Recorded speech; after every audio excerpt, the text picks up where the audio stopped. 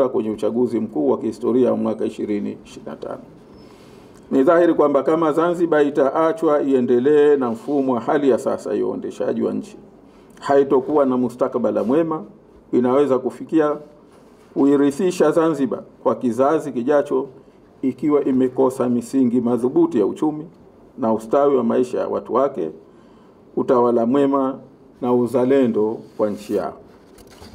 Ni kwa sababu hizo ndio maana nasema Zanzibar inahitaji kunusuriwa, na kwamba mwaka huu 2025 ni mwaka wa kuinusuru Zanzibar. Nami na wenzangu tumejiwekea malengo makuu ya kuinusuru Zanzibar, ikiwa ni pamoja na kudai haki na mamlaka ya kuiwezesha Zanzibar kutumia rasilimali zake kuijenga ustawi na uchumi sawa ama na zaidi ya nchi nyingine za visiwa kama vile Mauritius, Seychelles, Cape Verde na kadhalika. Kuwarejeshea wananchi haki yao ya msingi ya kikatiba ya kuwawajibisha wanaongoza serikali kupitia chaguzi zilizokuwa za huru na za haki. 3, kujenga msingi wa utawala mwema ikiwemo uwazi na uwajibikaji ambao sasa hivi umekosekana. Nyingine ni kufanya marekebisho ya mfumo wa kikatiba na kisheria na kuondoa mamlaka ya kifalme kwa rais na kujenga misingi bora ya kuchungana, yani checks and balance. Tuna mihimili mitatu mikubwa. Ni vizuri mihimili hii kila mmoja uweze kuchukua nafasi yake kumchunga mwingine, na kutoa fursa zaidi kwa wananchi kushiriki katika uendeshaji wa nchi yao kupitia serikali imara za mitaa ambazo zitaimarishwa na ambazo zitawatumikia watu badala ya kuwa mzigo mwingine kwa raia. Nyingine ni kujenga umoja wa kweli wa kitaifa utakaoakisi utengamano wa kijamii kwa kuimarisha usawa, haki za raia na mshikamano wa dhati wa Zanzibari wote.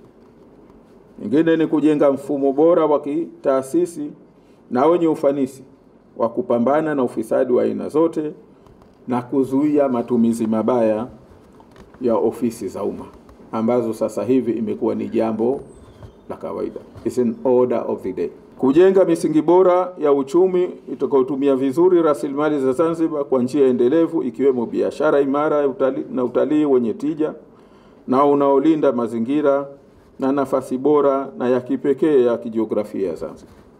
Nyingine ni kuwajengea wananchi fursa ya kushiriki katika uchumi wa nchi yao kwa kulinda haki zao za ardhi na umiliki wa nyenzo kuu za uchumi. Nyingine ni kuwawezesha watu wote ambao wamefikia kiwango stahiki cha fani mbalimbali kuwawezesha wakue na kuzalisha bidhaa na huduma katika soko la ndani na nje, ikitiliwa mkazo uzalishaji wa ndani wa bidhaa ambazo kwa sasa zinanunuliwa nje. Kwa ufupi tunasema import substitution.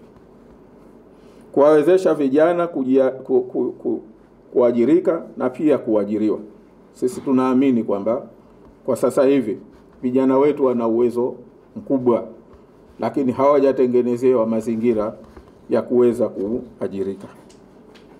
Nyingine ni kuimarisha huduma na ustawi wa jamii, ikiwemo elimu, afya na mafunzo na matunzo yasiyojiweza na hifadhi ya jamii yenye heshima na endelevu itakayowezesha kukimu mahitaji yao yote ya msingi badala iliyopo sasa ya kuwapa pesa za uraibu.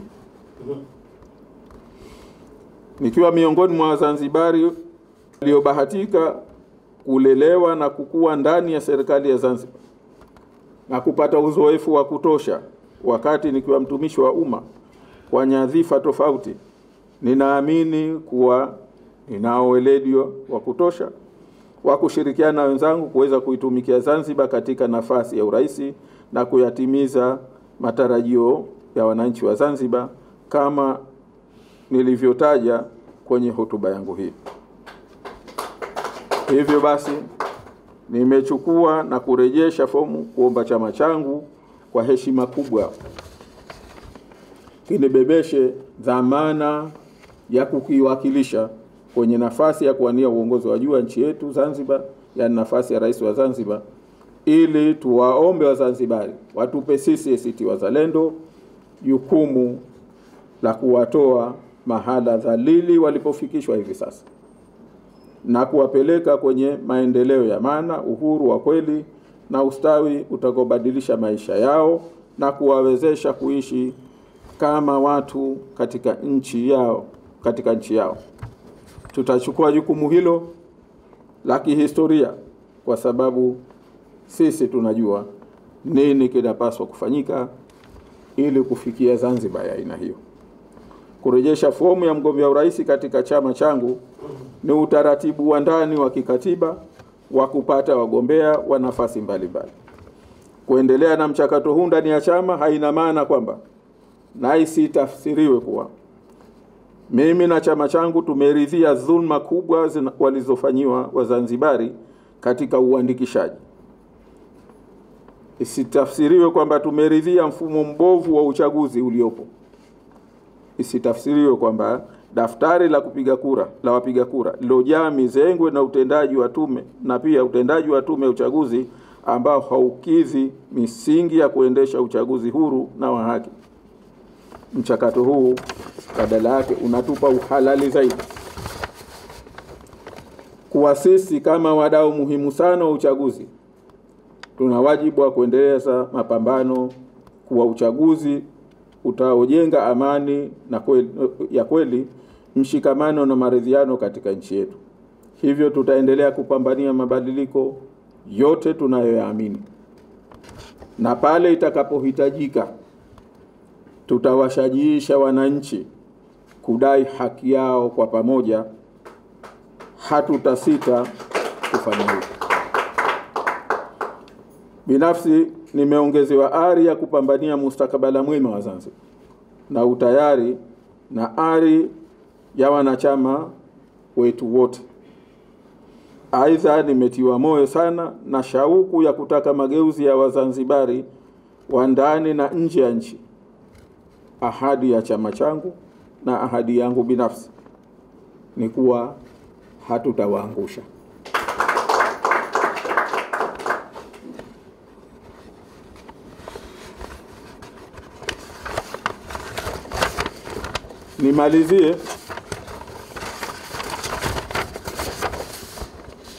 Nimalizie kwa kuwaambia kuwa tukishinda na tutashinda, kwa sababu tayari sisi ni washindi. Tunawakilisha ushindi wa Zanzibari ambao wanaupata katika chaguzi zote. Ni hatua zipi tutachukua kufanikisha hilo, tutaeleza umma wakati sahihi ukifika.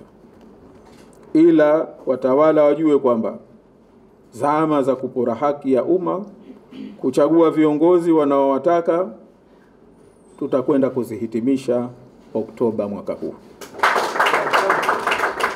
Mwenyezi Mungu atuwafikishe katika hilo wenu kwenye mapambano.